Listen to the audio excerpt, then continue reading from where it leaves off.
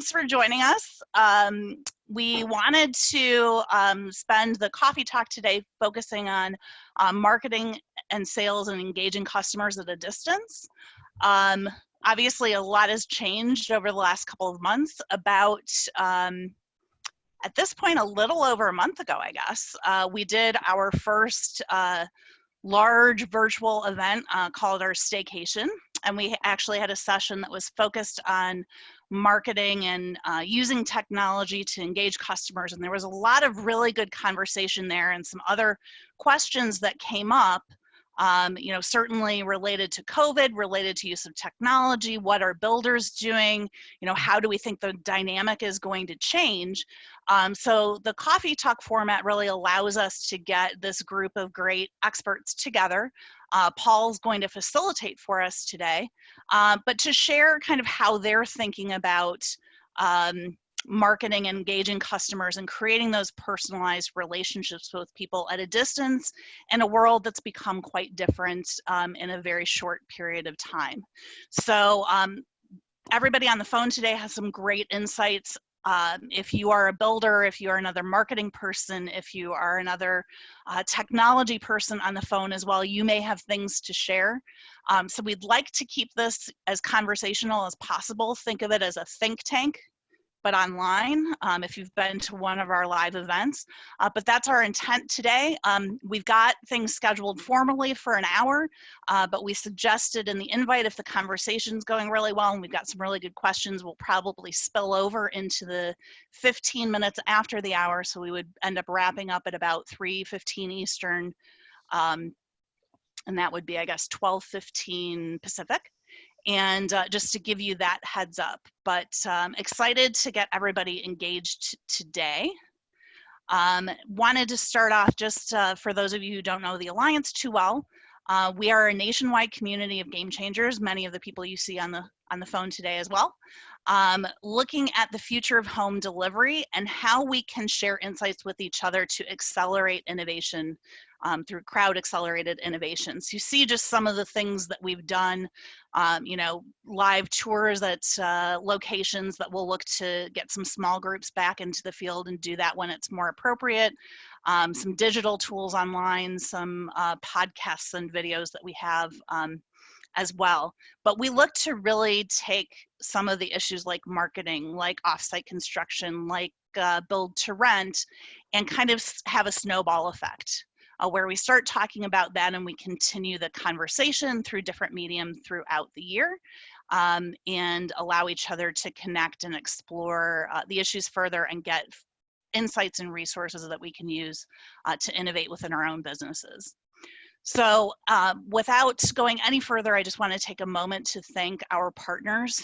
Now more than ever, they're very important to us since we've moved all of our platform online. We're doing quite a bit of free content for our communities, so wanted to thank them for their support as always, as well as the thought leadership that they provide to the community. So if you're online, thank you very much for that.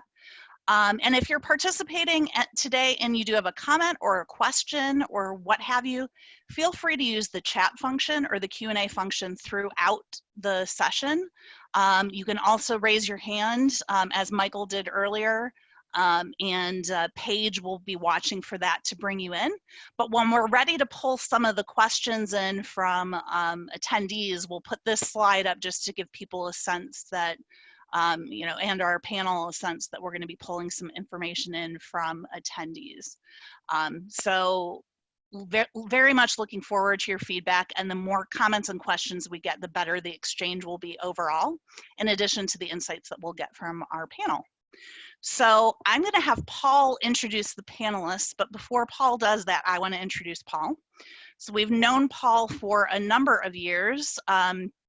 He has been featured in Forbes, Times, MSN, Yahoo, MarketWatch, Washington Post, and is a regular keynote speaker within the home building industry. He founded Avid Ratings, a leading customer experience survey platform serving more than 2,500 companies throughout North America, of which he exited in 2019. He co-published his first book, Service Certainty, in December of 2016 to help his clients understand that certainty is more important than perfection in improving customer experience, so CX.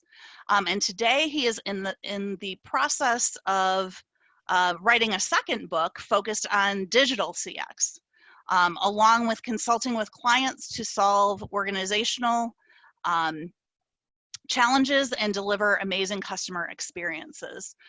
So he's a great person to facilitate the conversation and extract some goodies from our panelists. And we have some more things planned with him in the future that before we end today's call, we'll give you a little heads up on that front as well. So Paul, take it away and introduce our panelists, if you would.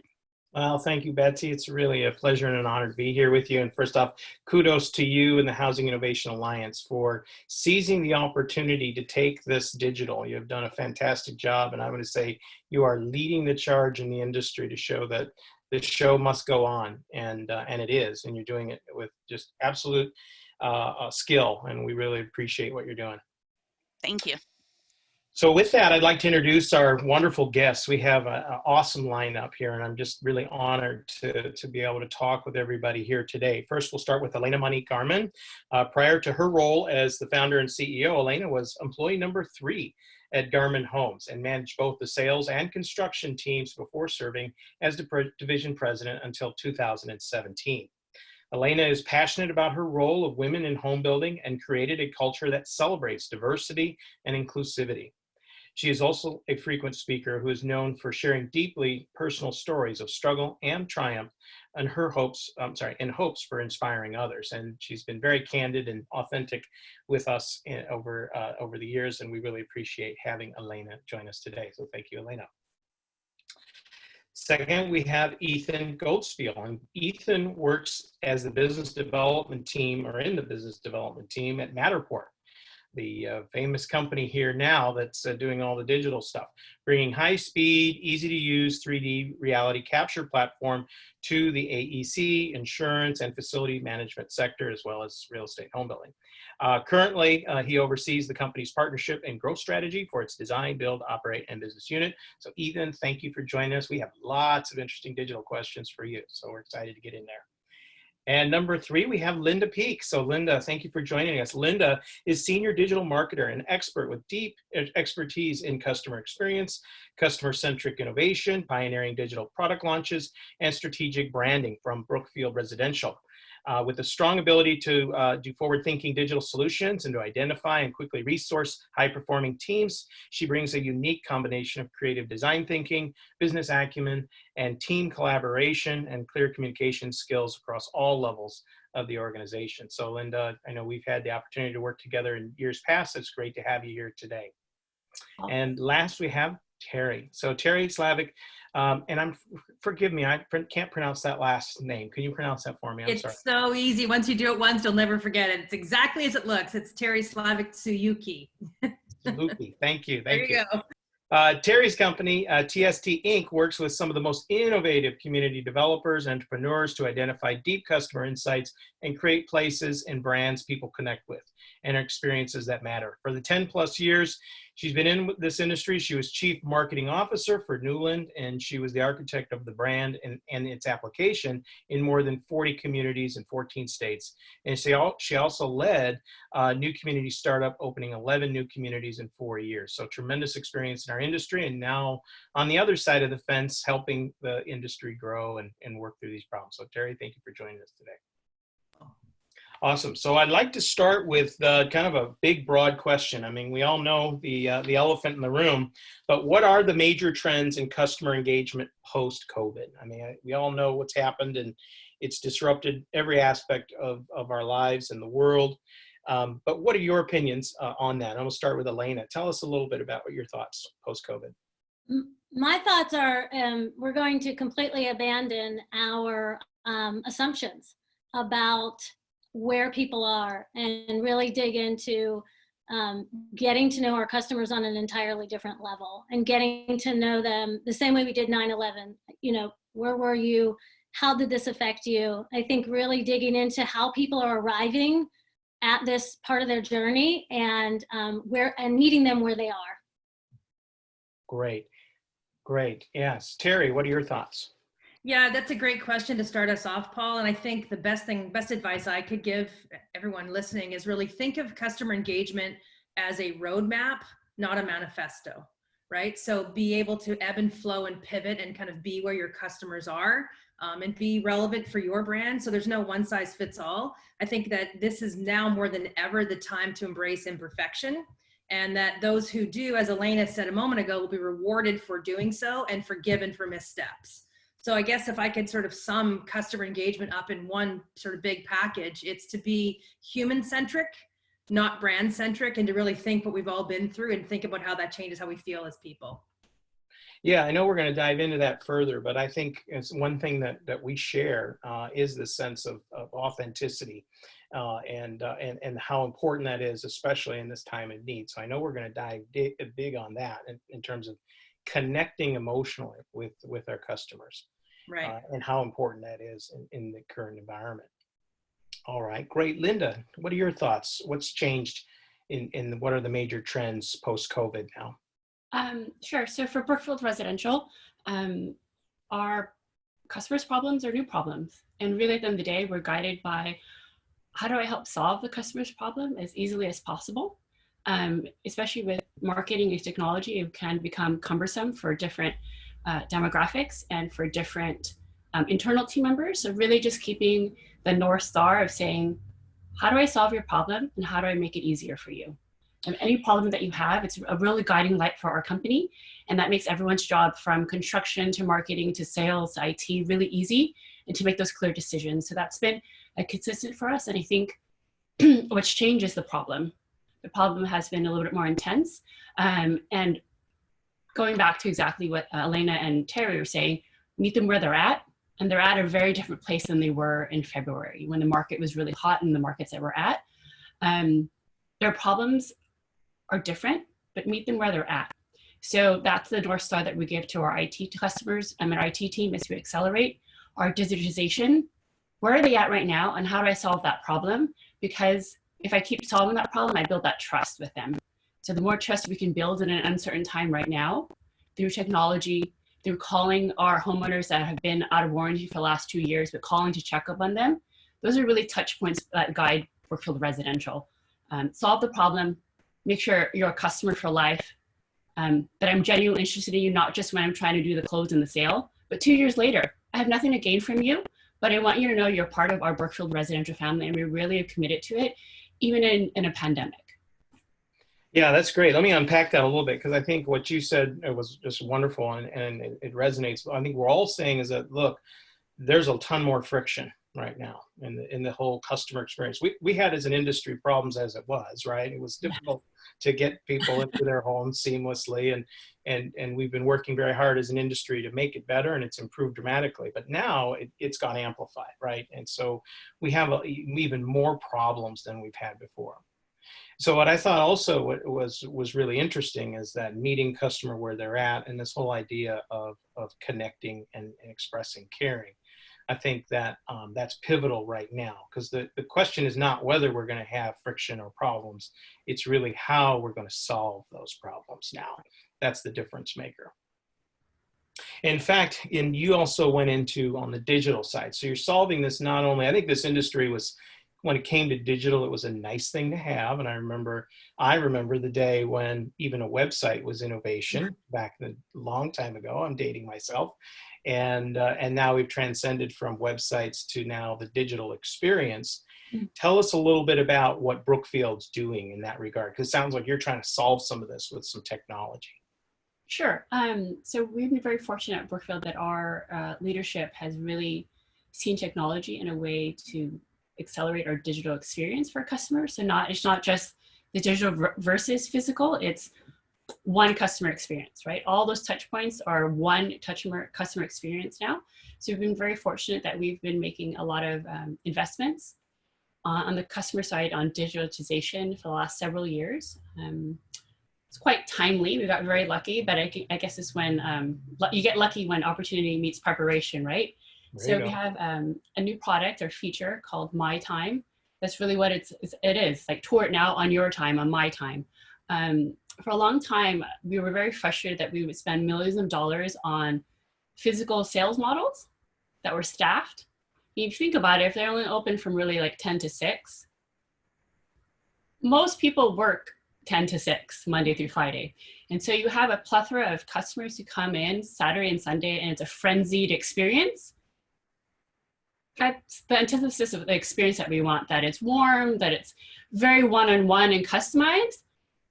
And we had to really think, why are we spending so much money on this physical experience?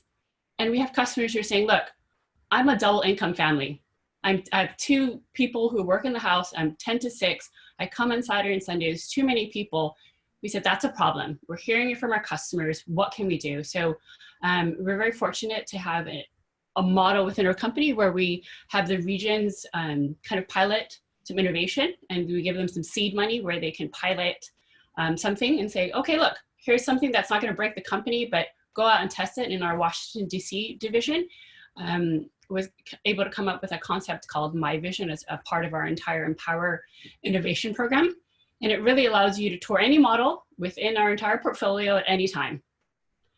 From 7 a.m. to 11 p.m., just because that's for safety concerns, from 7 a.m. to 11 p.m. So not only did we augment our unearth and unlock some value out of these multi-million-dollar investments across Canada and the US in our markets, we allowed customers to tour it when they want. And how timely that we had this already set up and scaled across our company when COVID-19 hit. So and just to be clear, they can tour it independently, right? It's not they're meeting with the sales rep.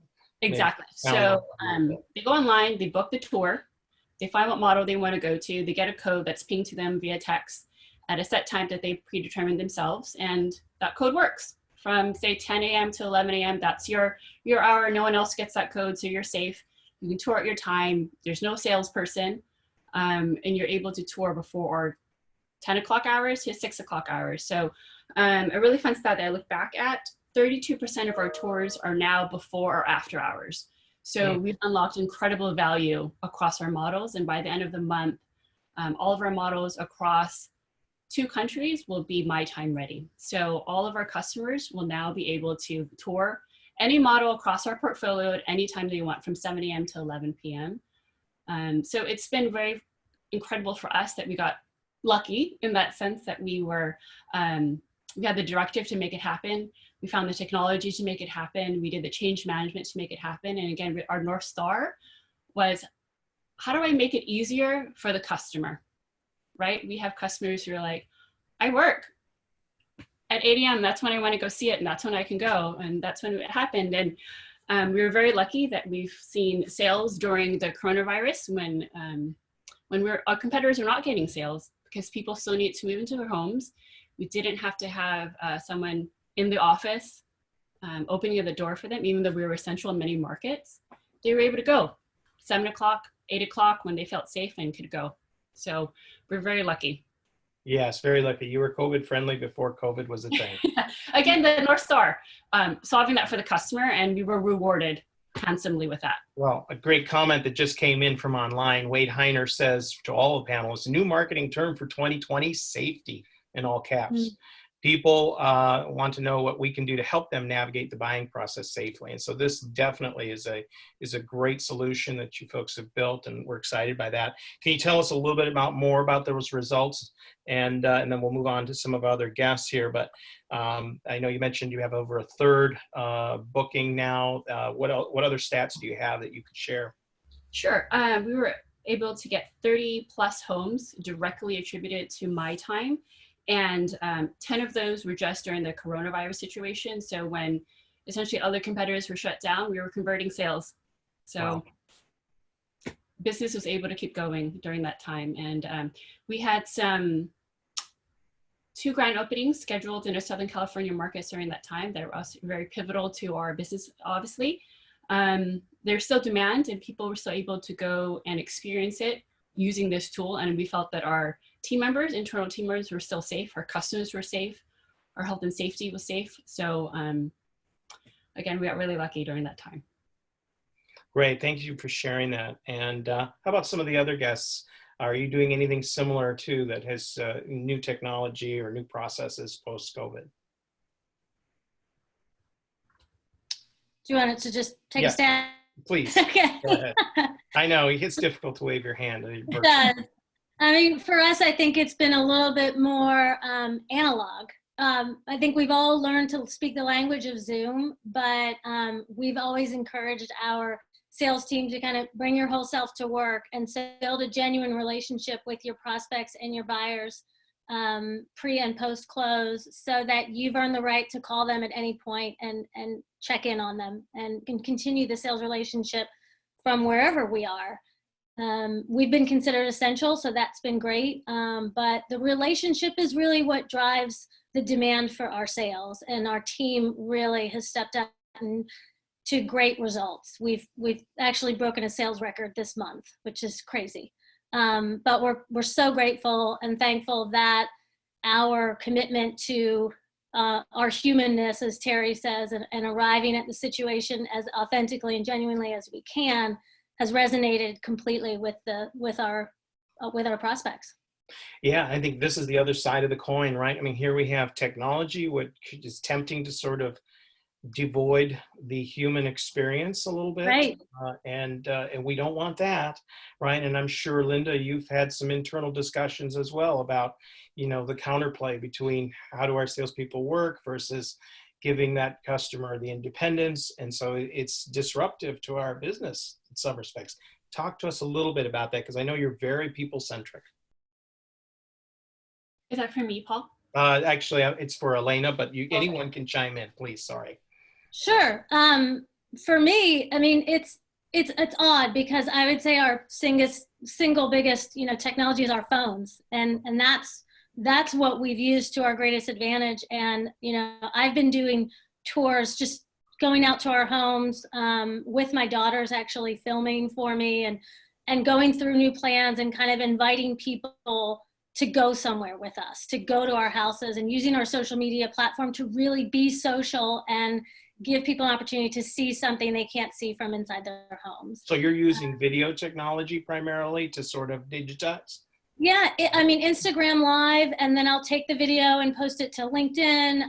I'll share it on Facebook, and just, in the sense of meeting people where they are, or, and then our salespeople are welcome to use that video and send it wherever they'd like. And we've encouraged them as well. A number of our salespeople actually live in our communities. And so they've been very willing to say, like, hey, I'll go down to the model and do a tour right now with my phone, and then we'll have it, and sort of creating digital assets.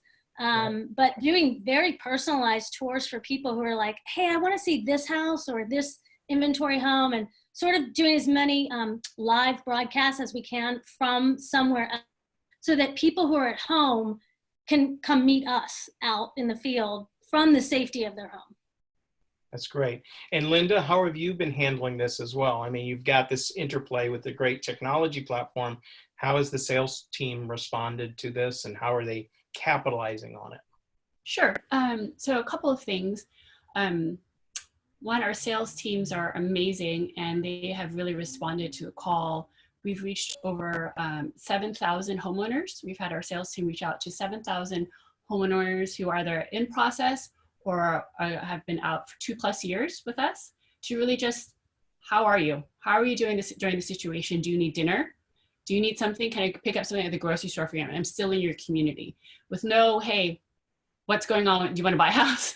There's no hard sell. It's just a genuine experience. So our team has really risen to the occasion for that experience. That's a high CX touch point for us. We've had our construction team do the same.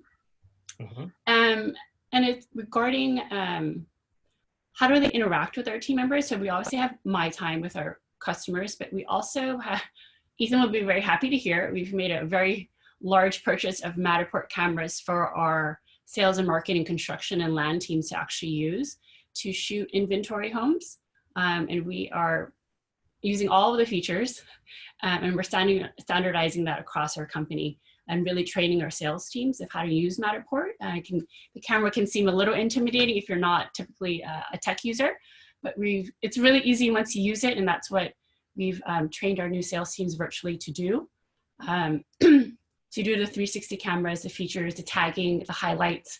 And next we'll be rolling out the virtual reality Google glasses with that. It's just really giving our highly experienced salespeople additional tools that they may not normally have or normally even have to resort to using. Yeah, I think that's exactly how we have to marry these worlds. It's not about removing the human experience. It's about enhancing it through technology, accelerating it. And we have to make sure we don't forget that. But this is a great segue to Ethan, who's been patient, and Teri as well. Feel free to chime in. But Ethan, talk to us a little bit about Matterport. I mean, you are, I remember when you came on the scene in 2012. And in fact, have had conversations with Matt Bell, one of your founders, and it's been just wonderful to see your growth. But Ethan, tell us a little bit more about what's happening at Matterport. Yeah, appreciate it. So for those who don't know what Matterport is, we provide a way to capture a home in 3D. So you can create a digital twin, a virtual experience of that property, and really provide kind of a 24/7 open house experience. You can list it online and allow anyone to walk through that property and see every nook and cranny of it, really experience it.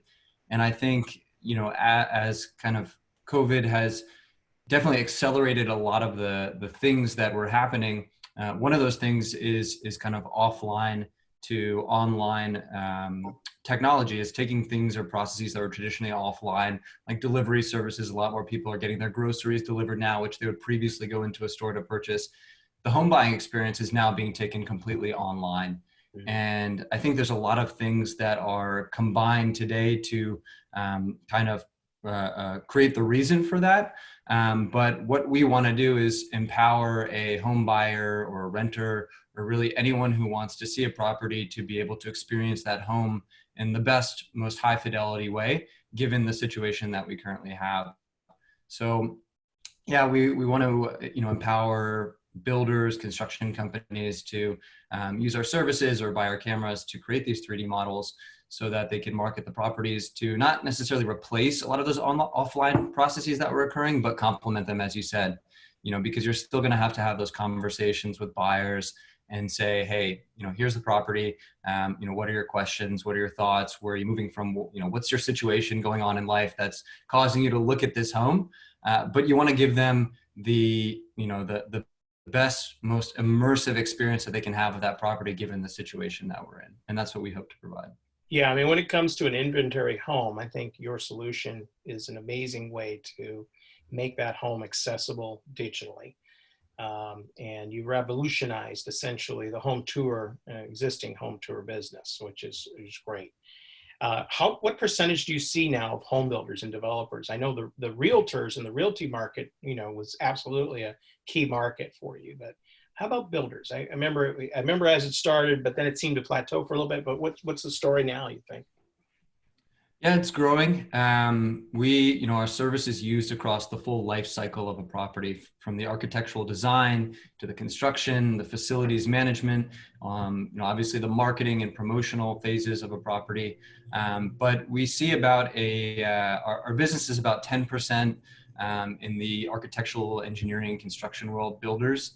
And we're seeing that accelerate pretty quickly now as well. We work with a lot of major builders like Lennar, Swinnerton, Turner, and they've started using our service, either self-deploying or using our capture services, which we allow customers to basically use our network of scanners across the country to go out and get scans done of homes that they need marketed or documented for construction reasons. So it's at around 10%, and definitely growing as people see a need to get better insight into their properties, as well as list those properties and market those properties online that they have for sale.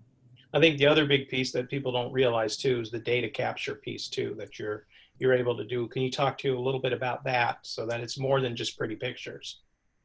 Yeah, so with each 3D model that you capture, there's a lot of really interesting and useful data that can provide value to you. So since it's a true 3D experience, we provide the dimensions. That's the underlying 3D information in the model. So where, you know, you guys know the difference between a 1,900 square foot property and a 2,000 square foot property can be measured in money.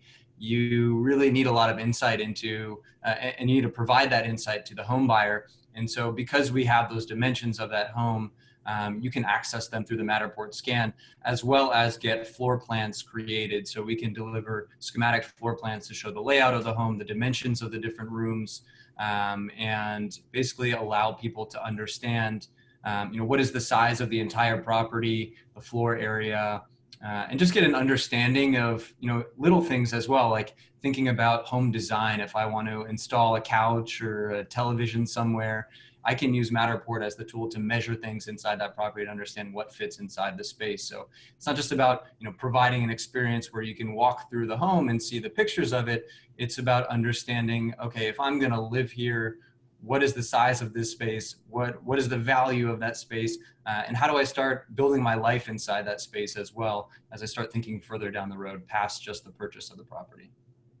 Absolutely. So I know we need to marry this, though, with the human experience. Teri, talk to us a little bit about how you see all this kind of coming together, because I think that's the challenge. There are great tools out there and there's great companies, but we have to somehow bring all this to a head. Yeah, and I think the starting point for that, Paul, that's a great question, is that we all need to remember that fully 2/3 of the touch points along your customer's purchase journey are actually human-driven marketing activities that have nothing to do with the business or the brand. So things like reading reviews, social media engagement, word of mouth conversations, recommendations from others. So what that translates for all of us in sales and marketing is that 2/3 of our marketing is actually not our marketing. So, control is totally an illusion right now. So I think that what we need to think about is using technology for greater insight, certainly. But I mean, Linda used the term, I think, alleviate pain or get rid of kind of the friction and make things easier. I think that's more important than ever. So we need to stop focusing on outward storytelling and focus on, from the outside in, story making, right? So how can we engage at whatever scale is needed and make sure that we're relevant to the customers as and when they need us to be relevant? So don't send me information, all you builders out there or developers, about a community I didn't ask for, right? That's just storytelling. It's pushing stuff out to me using technology because it's easy to do that and cheap. How can you connect with me, and how can we make stories together so that I tell your story to others? I think that's really the sweet spot. 2/3 of what we do doesn't matter. Yeah, I mean, so the whole idea of just, sending out mass Matterports or mass videos out into the public may not be a great recommendation. So Alaina, I mean, tell us a little bit more about how you're humanizing this. How are you bringing it to bear? And I also saw some of the chat on the results that I think the rest of us would like to see too. Yeah, I think for us, I mean, yeah, Teri, I do whatever Teri says, just so you know. We all do. But yes, to our success, to our massive success. But for us, it was about, like Linda did, it was about reaching out to our customers, our homeowners, to find out how these homes are performing for them under these circumstances, and how they're transforming their spaces to reflect the way they need the space to perform for them now. So like my house, I turned 2 rooms into classrooms because I have elementary school, middle, and high school.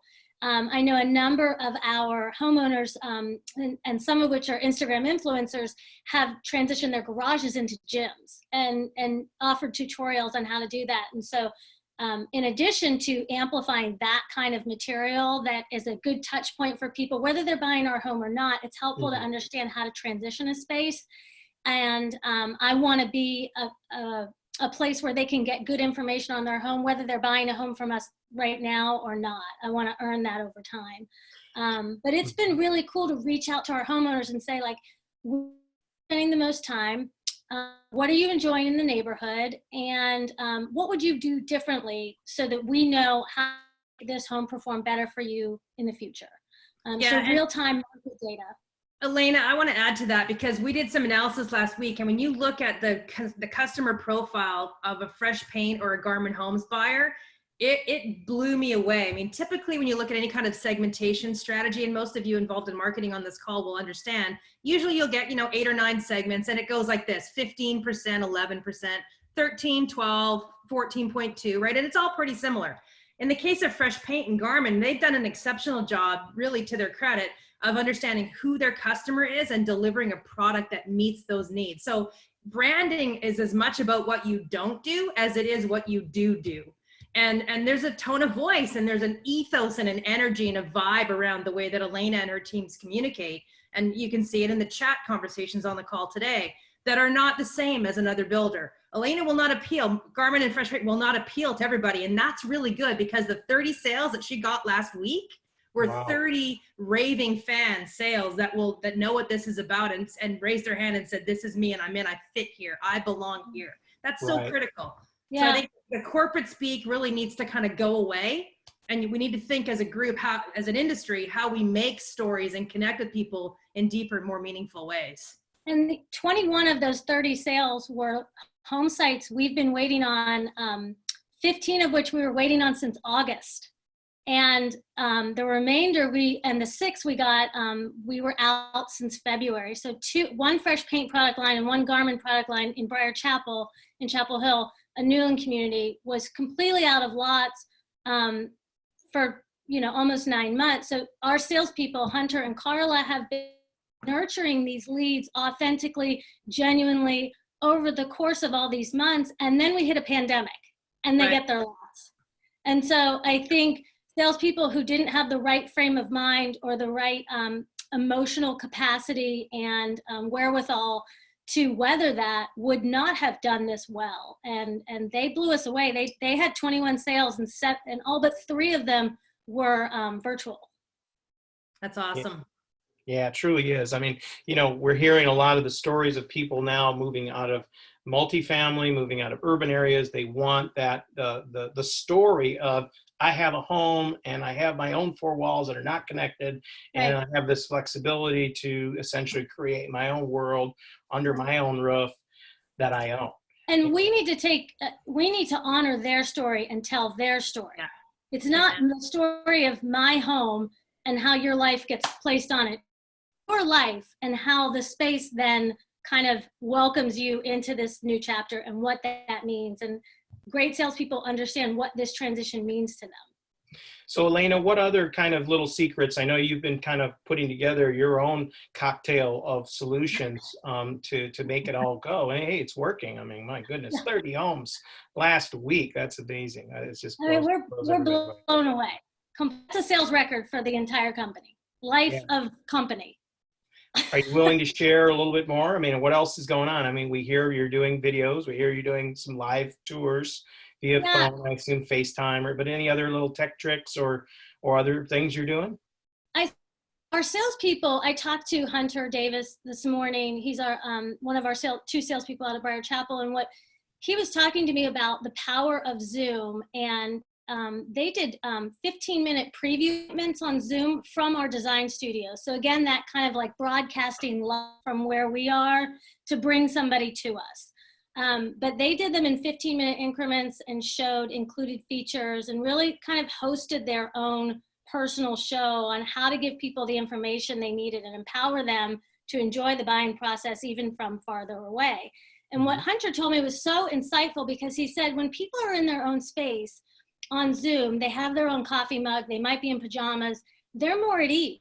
So they're actually, without being in our sales center and having their shoulders up and being nervous about being taken advantage of, they're in their own space and they're able to do this a lot more easily. And we see the majority of millennial buyers. And so for millennials, this is almost preferable, this current situation and Zooming. Yeah, and so they're able to connect quicker with Zoom because people are in their own spaces. Very interesting. Did Ethan or Teri, you have a comment there? I had a quick comment. Prior to COVID, we were running a lot of studies on what is the demographic of home buyers and kind of where are things trending towards. And we saw a lot of really interesting things. One was that prior to COVID, on the study that we ran, about 55% of potential buyers said they would buy a property sight unseen. And so that percentage is now increasing, obviously, as a lot of times you can't go to the property. So that's the only way you can buy the home. So people are forced to find alternative ways to purchase the home. And we have to be responsible for showing the person, what they want to see in that property, be it by videos or a Matterport or whatever it is. the person really has to get the experience that they want, that makes them feel comfortable with that property and purchasing it. We also saw a lot of other interesting things going on in terms of trends now, where, what are kind of the motivations for people to purchase a property sight unseen? So if you think about some of the trends right now, a lot of people, because of, you can't go work from an office, they're starting to work remotely and rethink their lifestyle. And so that means that maybe they want to move out of those big cities like Alaina was talking about, and, build a home with their family somewhere else, and they can fully do that, but they can't fly to those states. They can't drive to those locations maybe. So they need alternative digital experiences to view those properties. And since people are already starting to get more comfortable purchasing a property sight unseen, we have to make it available for them to actually see those properties, to actually go to them. And sometimes we're limited by our own capacity. Maybe we don't have the time in the day to do a Zoom video for each customer, so we need to do recordings, or we need to give them the Matterport tour, whatever the 360 is, so that 24/7, 7 days a week, if someone is thinking about moving to another state or picking their family up and following their dream of kind of moving to another place, we empower them to be able to do that. Yeah, without a doubt. One last question I have for you, Ethan. What about when a customer actually views a tour? Is there any kind of alerts or data that happen there on that part for the salespeople to know, okay, hey, Paul just went online and toured the Westminster model?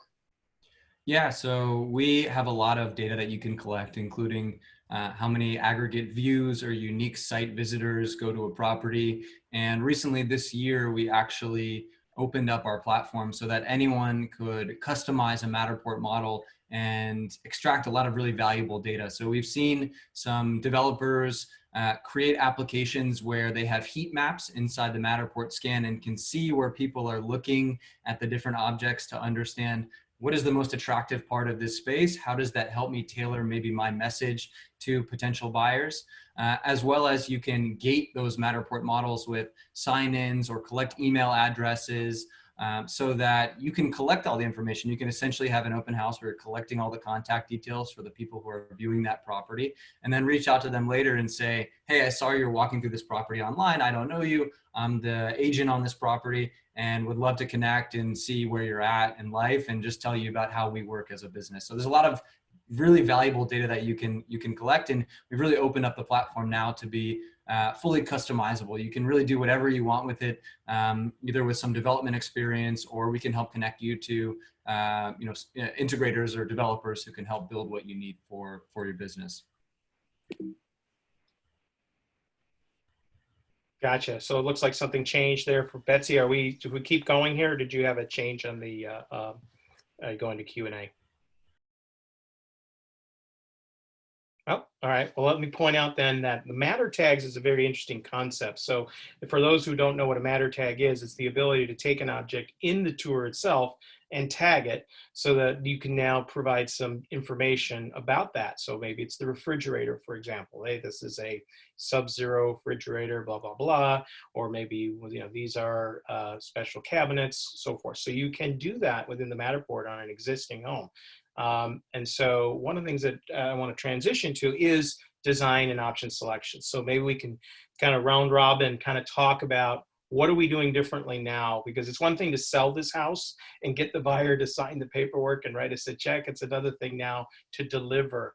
And we have a lot more to do. I like to say the customer buys the house twice. They buy the lot and basic structurals, then they have to go and do all the design selection. So I don't know, Alaina, why don't you lead us off a little bit with what you're doing on the design side, given COVID?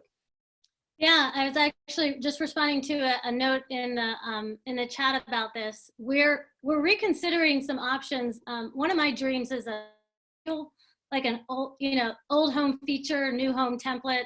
That space right before the front door where it's sort of like a decontamination zone with so many of us getting packages all the time, and just having a space where packages, coats, shoes, bags, they stay there for a while before they come into your space. And even doing some of those in our garages, like finding a way to incorporate a space, even a sink in the garage, maybe just a utility sink or a laundry sink, but a way for people to provide more safety. Like we were saying in the chat, the new word is safety, and finding ways for people to adapt this for home gyms, for work from home, and for home.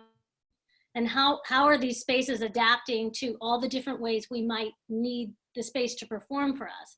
In the past, I think we've been so prescriptive about how our spaces should perform, because it's hard for a buyer to understand when you leave a space as flex space. They're like, well, what do I do with that?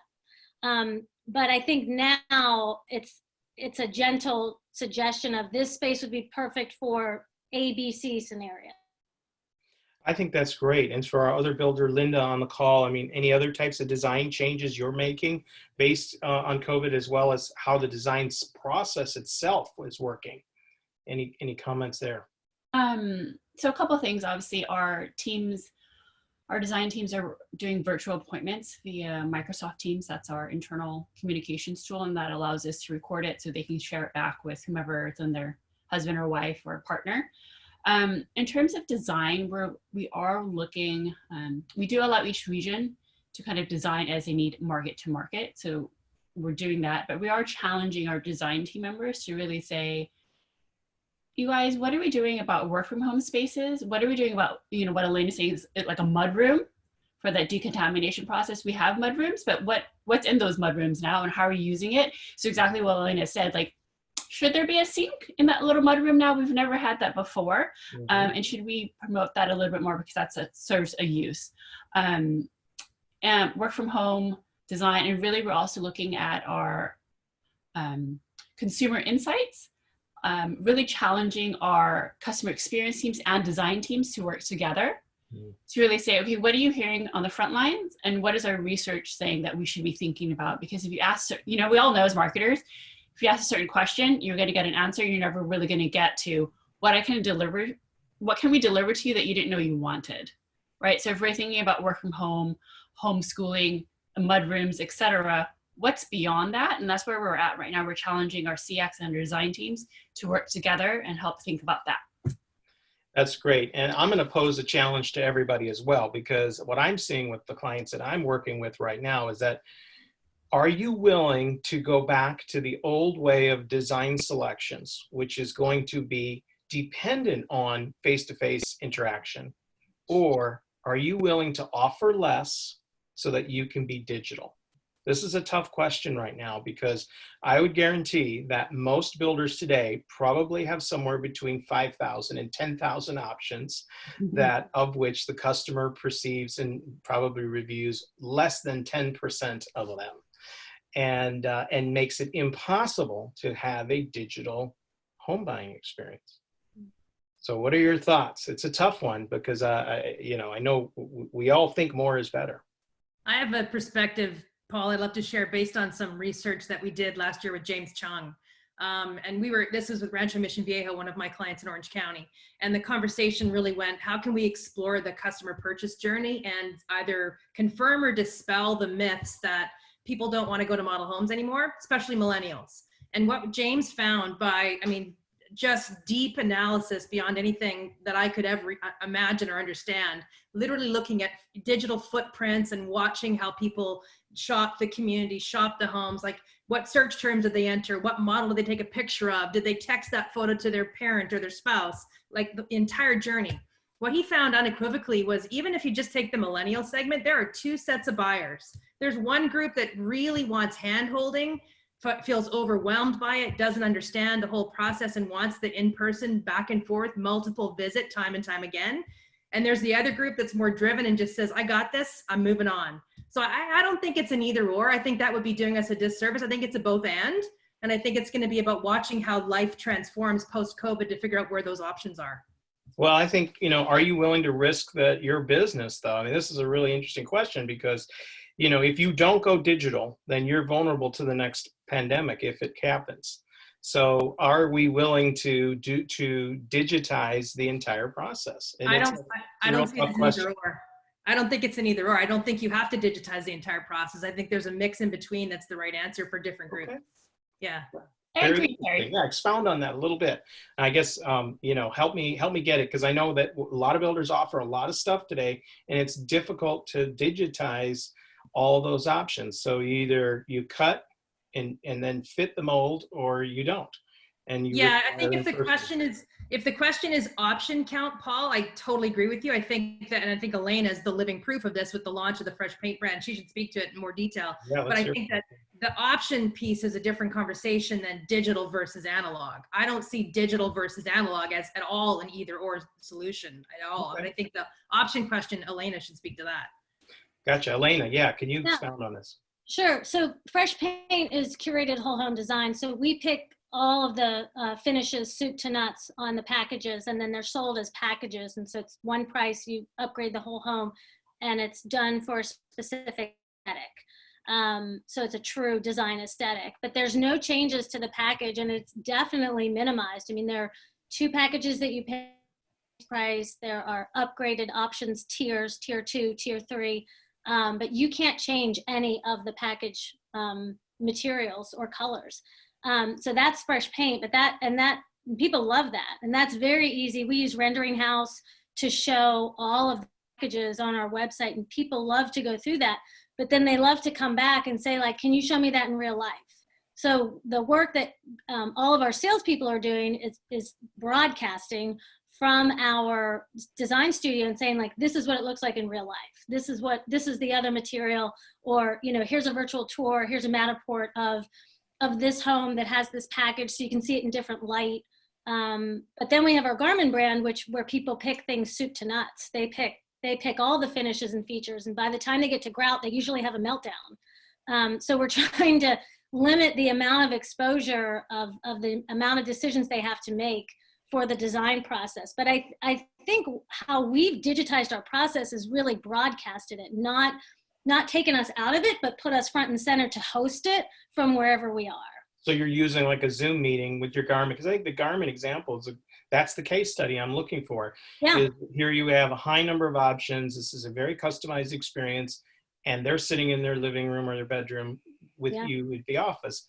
Are you using Zoom to then make selections, and are they happy with that? Or what are your thoughts? Yeah, our designer, Kristen Beck, has done a masterful job of, like, I mean, it's a one-person design studio, and she has really done a great job to a lot of work putting together a system where she can really show them these options digitally. But it's scary, I have to say. I mean, we do so much disclosure inside a design studio about how things can change in different lights and natural materials, but she's really done a fantastic job working with our suppliers to get true representations, and then to also supplement that with real samples as well. But she actually hosted some people at the design studio on the other side of glass doors. An older couple who wanted to come in and see it, and so she was sort of doing it through the glass doors so that they were both protected. Just like when I went to the hardware store this weekend, the guy behind the plexiglass, right? Yeah.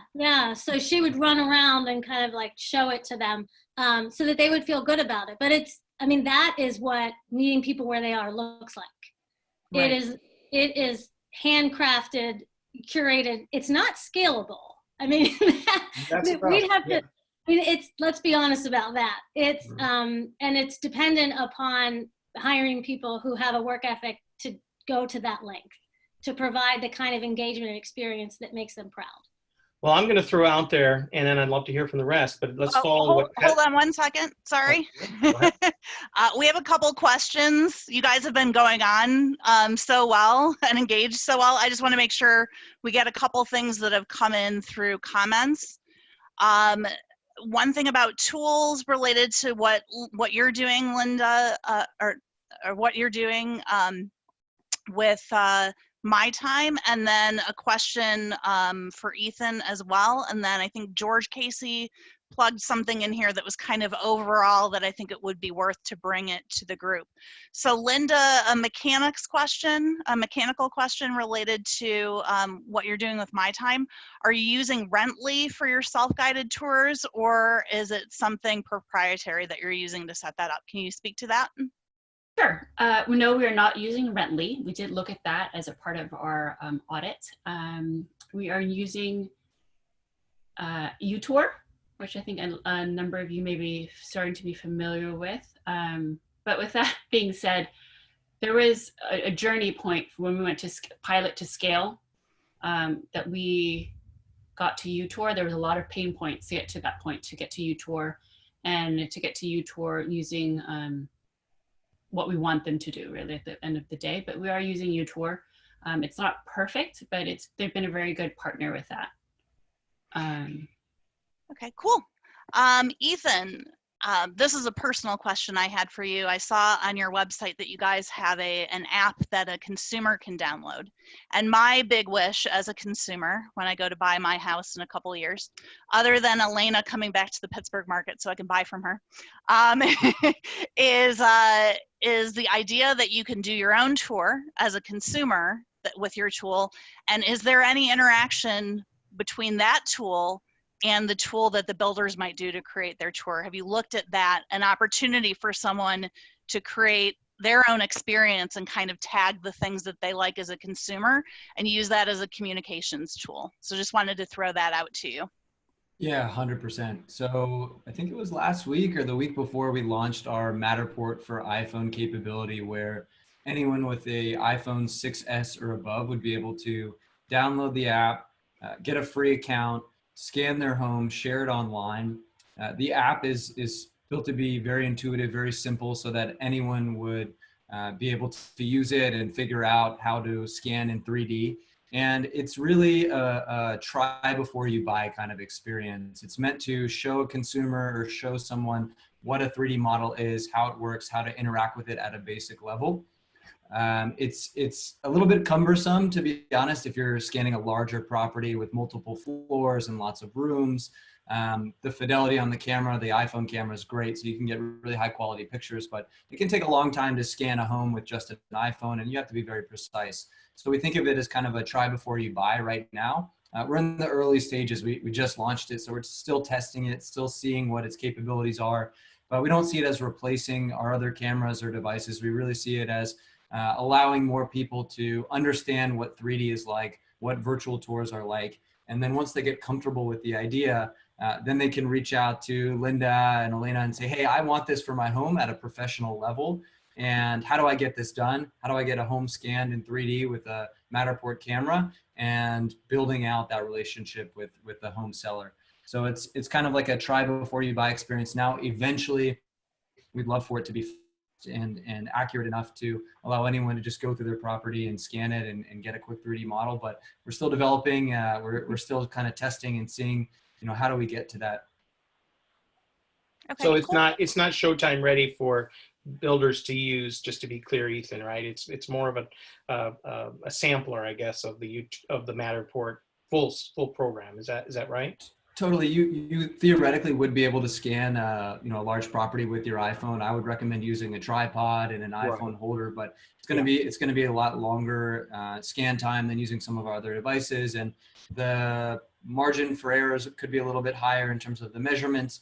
What we're seeing in the construction world is if a builder has to field verify something going on at the property very quickly, and they need to send it to someone, an architect or a designer, and the pictures just aren't cutting it, then they can take a quick 3D scan. It'll take them a few minutes of just that one room or a very small space, and then send that over, and that way they can collaborate visually on a 3D model, whereas before they might have had to send them over dozens of pictures or be talking on the phone or zooming them in with a video walkthrough tour. So we're starting to see more and more use cases pop up that for smaller spaces that don't require maybe high measurement accuracy or the highest fidelity of images. Whereas, in the marketing world, if you're actually selling the property, you want 4K images, you want a very beautiful experience. We're seeing more use cases pop up that could be applicable, and we're still testing and trying to figure out kind of, where do we provide the most value to everyone, be it if they have an iPhone or if they purchase one of our Pro 2 cameras, one of our other devices. Ethan, that is so cool, because oftentimes our construction team get an engineer's letter, and I don't know any engineers that would, be comfortable with certain types of technology only. So I can see that being used for when we're, having a tough time in inspection or building a home for the first time and getting an engineer's eyes on it. That technology would be really helpful. Yeah, and Paul touched on it earlier about the matter tags tool. So being able to annotate and add little points of information inside the scan. So we're seeing a lot of companies use those to track RFIs. And if there's something that is in progress or needs to be completed, or an inspection that needs to be done, you can direct that person directly to that space and insert whatever documents you need. You can add PDFs or images or even a video. If you want to record a video of yourself and then insert it into the Matterport scan, either as a marketing tool to show people, hey, this is the home, I'm the agent here, the seller, or I'm the construction company and here's what's going on, and let me just explain to you what we might need to get done here. Fully capable of doing that. Well, that's awesome, Ethan. That breaks down many walls. That's really Yeah. good. That's really We're, cool. we're only using this much of your technology right now. Yeah. You're like an iceberg. So Betsy, back to you. A couple more questions, I think. Yeah, George made a comment since we're at the 3 o'clock mark, and for those of you who need to jump off soon, he said most likely 2 to 3 years hence, COVID-19 will be in the rearview mirror, if not medically, then socially.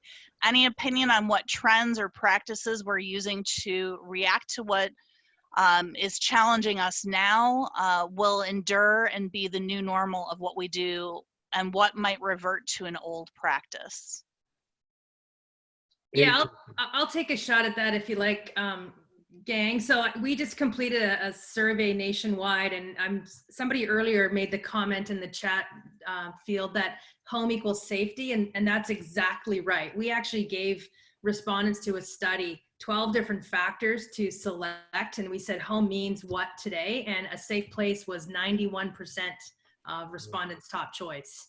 So I think what will remain, George, is how we as an industry translate safety and hygiene into what transpires in the home and also in the broader community. Let's look back to 9/11 for clues. So after 9/11, we all remember that very vividly. New York City Police made some really aggressive and visible changes to demonstrate a commitment to security and fighting terrorism. Police parked on the Brooklyn Bridge even when nothing was going on. The whole ring of steel of cameras was installed in Lower Manhattan. I think that what we're going to see in home design and community development is we're as an industry going to need to demonstrate very visibly and aggressively how we're dealing with hygiene and safety, because if home equals safety, safety equals hygiene, that equals the health and wellness of my family. So I think those are really going to be important going forward.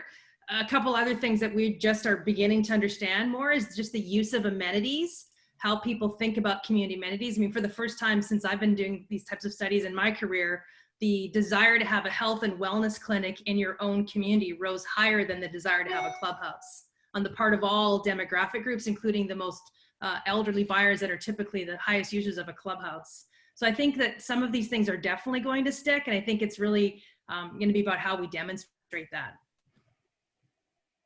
Great, thank you. That's awesome.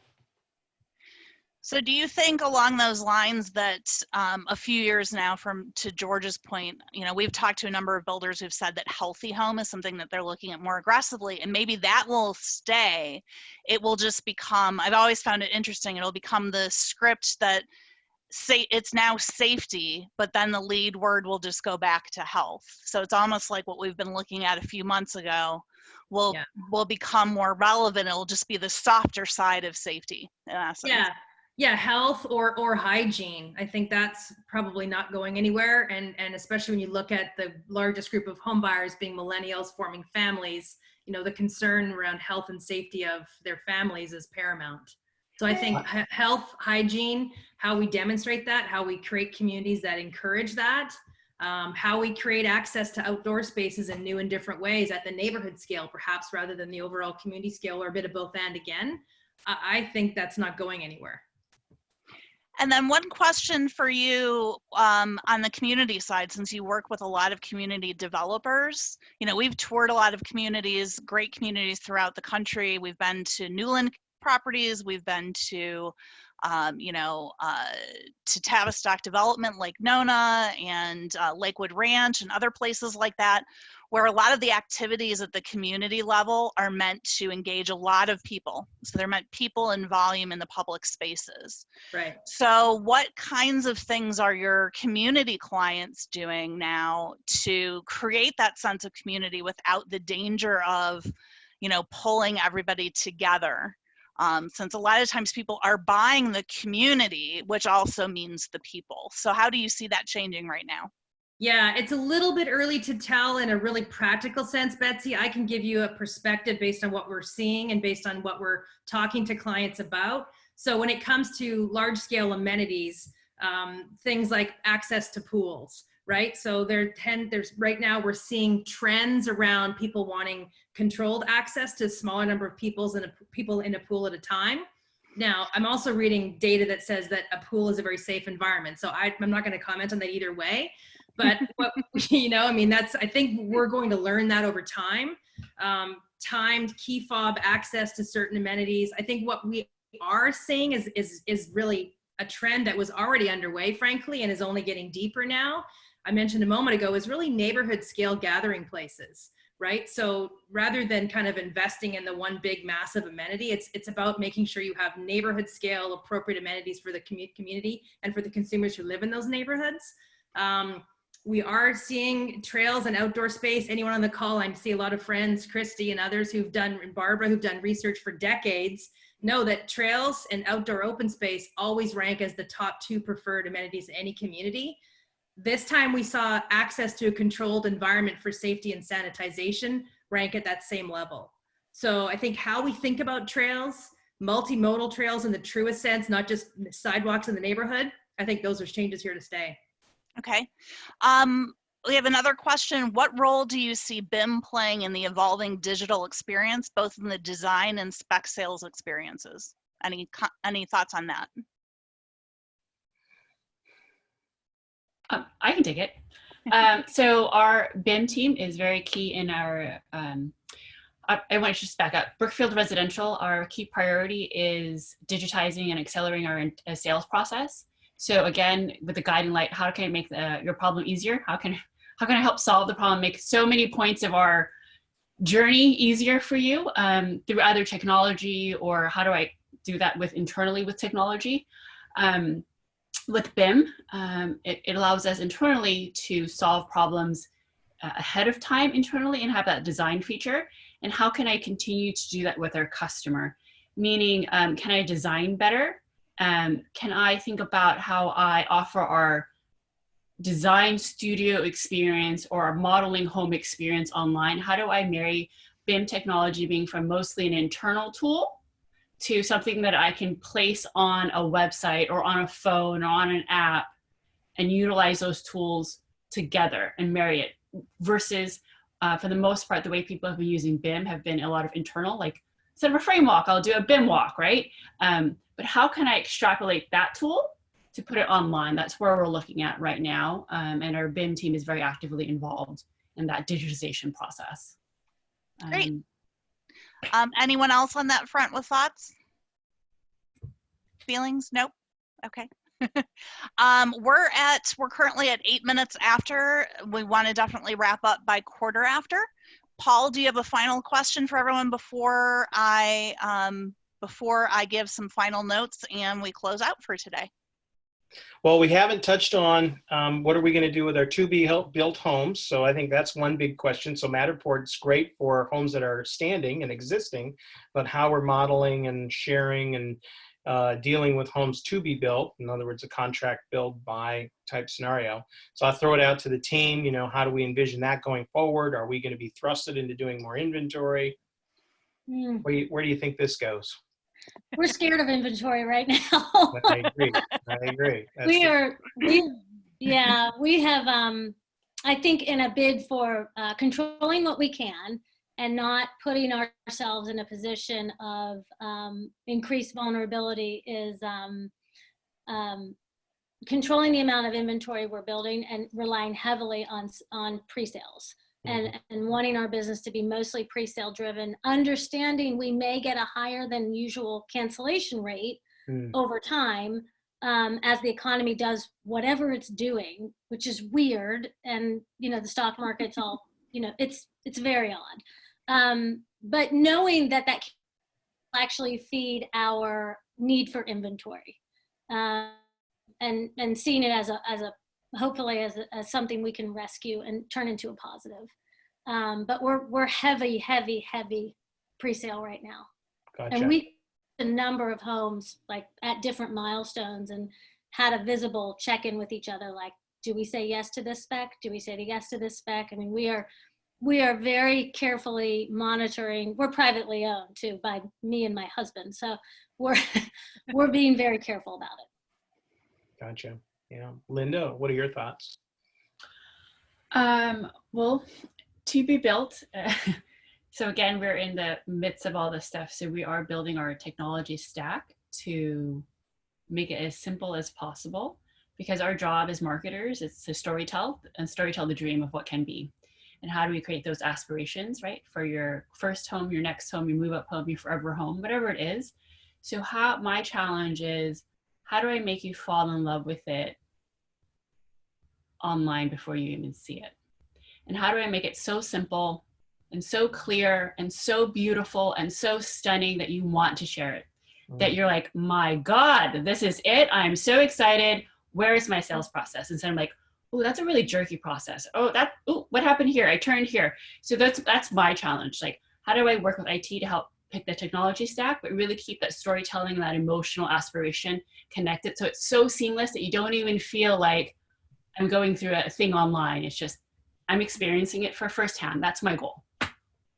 Makes sense, right? And I think that's the beauty of it, is if we can transition to a digital shopping experience, it keeps that pre-sale to ordering process intact, and therefore we don't have to have as much risk as well. So I think, I see a lot of the chess pieces sort of lining up, and there is a clear pathway through this, but I think we all have to embrace this new technology. We have to embrace the customer experience, and humanization as well. I think, as Alaina and Teri have also reminded us, very, very important how we have to merge these two. Don't let technology necessarily take over. So all of this is wonderful, and I think it points to the future of what we're going to deal with here, with COVID or without COVID. I think this industry has been changed forever, and that we will not be the same. We will have to move on now, and we got a good kick in the pants to get to that next level in streamlining our overall experience. Great. Well, thank you guys again for participating today, and some good questions, good discussions, good ideas that came through on the side and in chat and Q&A as well. I just want to share a couple things with you before we close out for today. We have recorded the session today. We'll make it available. So if there's somebody who from your team that you want to listen back to what we talked about, they can do that. We've also been monitoring the chat, and we'll capture that information and see what other cool nuggets we can share out through content afterwards.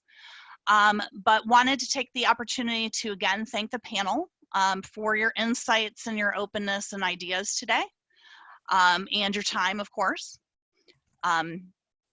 Also wanted to let you know of a couple of things that are coming up next for us. So this was our second coffee talk. We're doing another one with George Casey leading the pack, basically doing what Paul was doing today. Rich Rodriguez, Stephen Kim, and Margaret Whelan on June 9th, that's focused on business predictions and the future of the industry today. On the 23rd, we're going to do something again with attitudes and insights. Rise and John Burns Real Estate Consulting will be part of that discussion. We'll get more information on our website on that front soon. And then we're introducing a different kind of a happy hour, so you can grab a cocktail. And our intent on the 25th is we are going to invite people back from the main topic areas we've had over the last 3 coffee talks. And we're going to create some separate rooms where you can hang out with people who are experts in offsite, in marketing, who have business insights, and we'll do some matchmaking. So if there's somebody who was on the phone today on a prior event, on the event that George is hosting for us that you'd like to meet, if you're an expert and you want to put yourself out there to meet other people in our community, we'll invite you to do that as well. So watch our social media and our website for more details on that front. And then we are also doing podcasts. So This today built on an event that we hosted in April. We're going to continue to do podcasts around marketing and other subjects. And Paul is actually going to partner with us on that front, and he's going to co-host some of them. So if you were on the phone today and you're interested in being part of a podcast, share your own story. If you have a friend that you think we should interview, please reach out to us. We'll send you some follow-up information, the archive from today, as well as Natalie on our team's email and Paul's email. If you want to talk to either of them, they can coordinate that for you. But we love hearing more stories about what you guys are doing, and kind of crowdsourcing some of those ideas and helping everybody take things back to their own businesses as well. So looking forward to participating in that. And you'll also get the link to find where our podcasts are on our website, so you can catch up on that front. So thank you again, and have a great rest of your day. And hope to see you online soon. Thanks, Bye, everyone. everyone. Thank you. Thank you, All right. guests. Thank you. Thanks. Thank you, Cheers, Paul.